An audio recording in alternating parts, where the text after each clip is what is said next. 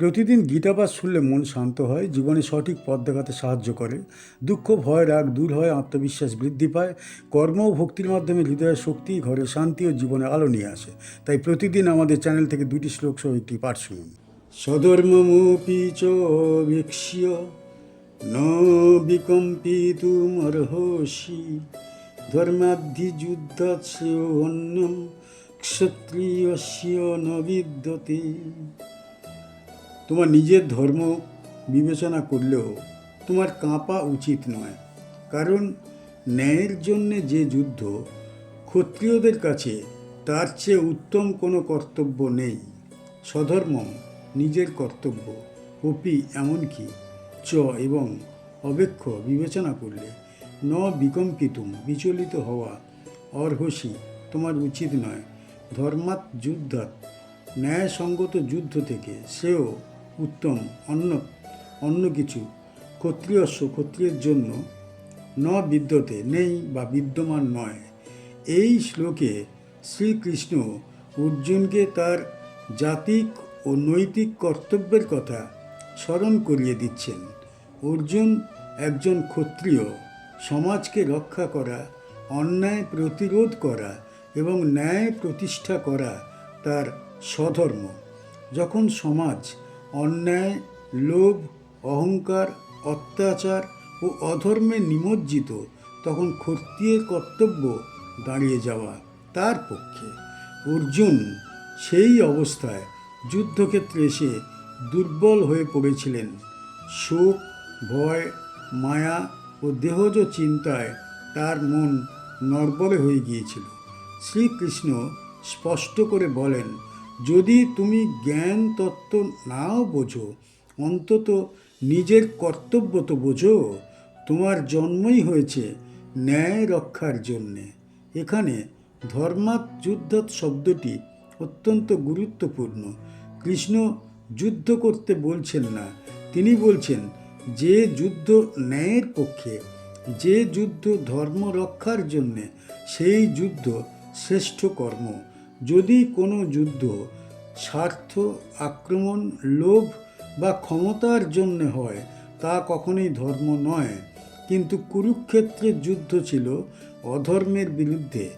দুর্যোধন ও তার দল অন্যায় করে পাণ্ডবদের অধিকার ছিনিয়ে নিয়েছিল এবং দেশকে ভ্রষ্টতার দিকে ঠেলে দিচ্ছিল। ক্ষত্রিয়ের জন্যে ন্যায় রক্ষার এই দায়িত্ব পালন না করলে পাপ হয়। সুতরাং শ্রীকৃষ্ণ অর্জুনকে জানাচ্ছেন, স্বধর্ম পরিত্যাগ করলে তুমি নিজের পরিচয় হারাবে, আর নিজের কর্তব্য পালন করলে তুমি স্বধর্ম সিদ্ধি লাভ করবে। এই শ্লোক কেবল ক্ষত্রিয়দের নয়, আজকের সমাজের প্রতিটি মানুষের জন্য প্রযোজ্য। প্রত্যেকের নিজের নিজের স্বধর্ম আছে।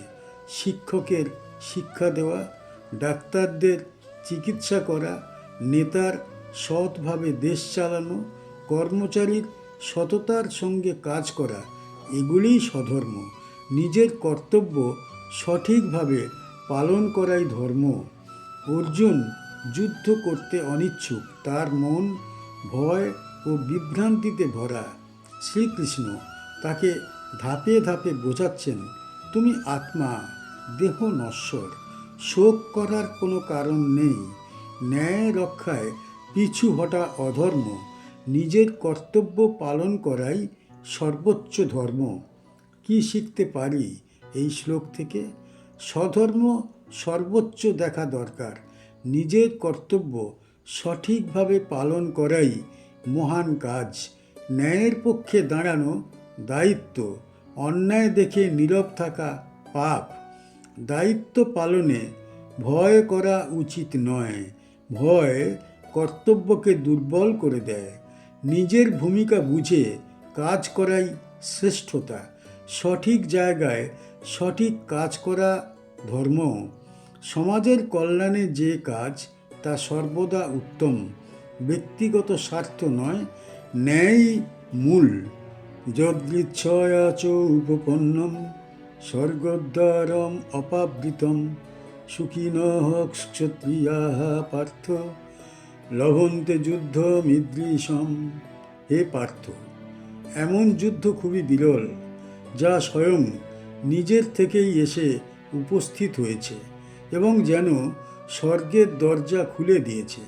এই ধরনের ধর্মযুদ্ধ পাওয়া সৌভাগ্যবান ক্ষত্রিয়ের ভাগ্যে ঘটে। যদৃচ্ছয়া অর্থাৎ স্বয়ং নিজে থেকেই চ এবং উপপন্নম এসে উপস্থিত হয়েছে। স্বর্গদ্বারম স্বর্গের দ্বার, অপাবৃতম উন্মুক্ত বা খুলে দেওয়া, সুখিন সৌভাগ্যবান ক্ষত্রিয়রা। হে পার্থ, লভন্তে লাভ করে, যুদ্ধম ঈদৃশম এই ধরনের যুদ্ধ। এই শ্লোকে শ্রীকৃষ্ণ অর্জুনকে যুদ্ধের মহত্ব ও এর ন্যায়সঙ্গত প্রয়োজন বোঝাচ্ছেন।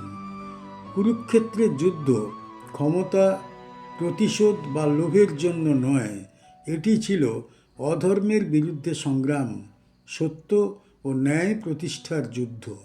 শ্রীকৃষ্ণ বলছেন, এমন ন্যায় যুদ্ধ সহজে পাওয়া যায় না। ইতিহাসে বহু ক্ষত্রিয় ছিলেন যারা ন্যায় প্রতিষ্ঠার সুযোগ চেয়েছেন কিন্তু তা পাননি। শ্রীকৃষ্ণ যুদ্ধকে স্বর্গদ্বারম অর্থাৎ স্বর্গের দ্বার বলেছেন। এর অর্থ যুদ্ধ করলেই স্বর্গ নয়, বরং যে ক্ষত্রিয় ন্যায় রক্ষার জন্য নিজের কর্তব্য পালন করে সে মহান ফল লাভ করে। এখানে যদৃচ্ছয়া উপপন্নম এই শব্দ যুগলটির অর্থ খুবই গভীর। এই যুদ্ধ অর্জুনের ব্যক্তিগত ইচ্ছা বা লোভে আসেনি। এটি সময়ের দাবি, ধর্ম রক্ষার দাবি, সমাজের কল্যাণের দাবি। অর্জুন ভাবছিলেন, আমি আত্মীয়দের হত্যা করব কেন? শ্রীকৃষ্ণ বোঝাচ্ছেন, এটি তোমার ব্যক্তিগত যুদ্ধ নয়, এটি মহাজাগতিক ন্যায় প্রতিষ্ঠার প্রয়াস। তোমার উপরে একটি ঐশ্বরিক দায়িত্ব এসেছে। শ্লোকের অর্থ আরও যে কর্তব্য যখন নিজে সামনে এসে দাঁড়ায় তখন দ্বিধা করা উচিত নয়। অর্জুনের জন্যে এই যুদ্ধ একটি সুযোগ, কর্তব্যপরায়ণ ক্ষত্রিয়ের জন্যে যা অত্যন্ত সম্মানের। আজকের সমাজে শ্লোকটির ভাবার্থ হল, মানুষের জীবনে অনেক কাজ আছে যা আকস্মিকভাবে সামনে আসে। এগুলোই জীবনের প্রকৃত দায়িত্ব, যেখানে সঠিক সিদ্ধান্ত নেওয়া উচিত। কুরুক্ষেত্রে যুদ্ধের শুরুতে অর্জুন ভেঙে পড়েছেন। তিনি মনে করছেন যুদ্ধ করা পাপ। শ্রীকৃষ্ণ তাকে বোঝাচ্ছেন, এই যুদ্ধ ন্যায়ের জন্য, এটি স্বধর্ম, এটি অত্যাচার দমন এবং ক্ষত্রিয় হিসাবে এই যুদ্ধ তার সৌভাগ্য। কি শিখতে পারি এই শ্লোক থেকে? কর্তব্যের সুযোগ সৌভাগ্য। নিজের ভূমিকার উপযুক্ত কাজ যখন সামনে আসে তখন তা গ্রহণ করা উচিত। ন্যায়ের জন্যে সংগ্রাম মহৎ, সত্য রক্ষার জন্যে লড়াই করা সব সময় উচ্চতর কর্ম।